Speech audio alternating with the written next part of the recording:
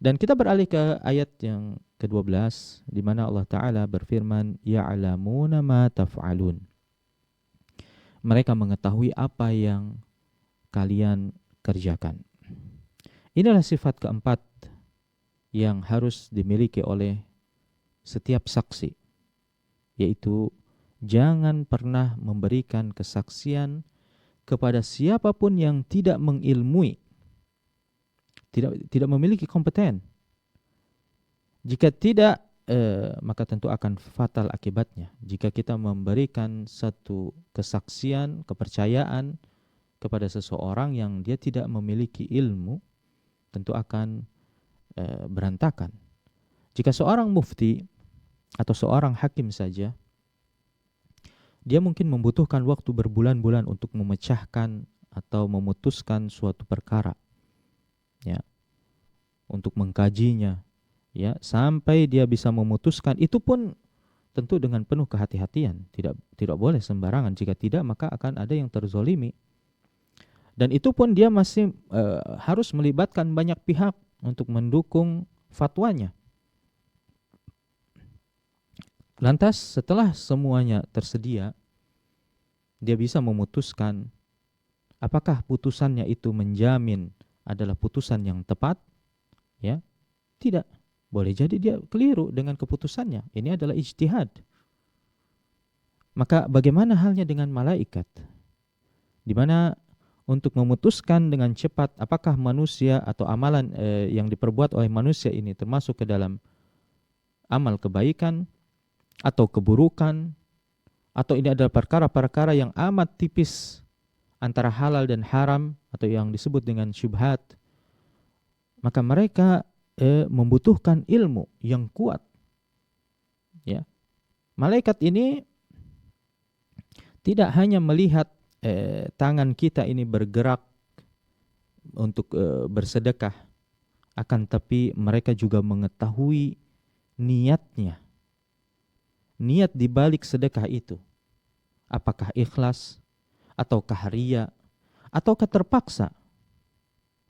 Maka untuk itu sifat keempat ini muncul, ya kita perhatikan lafadznya, muncul dalam bentuk fi'il mudhari. Ya'lamun.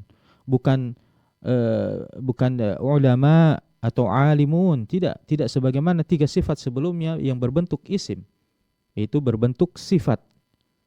Hafidhin, jamak dari hafidh, kemudian kiram, jamak dari karim, kemudian katibin, jamak dari katib. Semuanya berbentuk apa? Isim, sifat. Karena sifat itu membawa makna ats-tsubut wad dawam, yakni makna stabilitas dan permanen, konsisten. Artinya meskipun manusia dalam kondisi tidak beraktivitas sekalipun, misalnya mereka dalam kondisi tidur, ya, maka malaikat itu tidak rehat, tidak berhenti dengan profesinya sebagai pencatat, penjaga, sekaligus makhluk yang mulia. Sifat-sifat itu tetap melekat kepada mereka, kendati manusia ini dalam kondisi tidak beramal. Lain halnya dengan ilmu, maka dalam ilmu itu dituntut adanya al-huduth wa tajaddud, yakni real time, ada keterbaruan, up to date. Ya, seandainya pengetahuan malaikat itu stagnan, tetap, ya, tidak di-upgrade, maka tentu tidak akan mampu mengimbangi perkembangan manusia. Ya, karena manusia itu dinamis. Yakni perbuatan dan pengetahuan mereka itu terus diperbarui seiring berjalannya berkembangnya zaman. Detik pertama boleh jadi dia ikhlas bersedekah. Detik berikutnya dia ria, berubah niatnya. Kemudian semenit kemudian dia bertaubat atas keriaannya ini. Ini up to date, berubah-ubah. Manusia itu dinamis, tidak stagnan dalam satu kondisi saja, tidak. Maka ilmu malaikat harus mampu mengimbangi hal tersebut. Ya'lamun.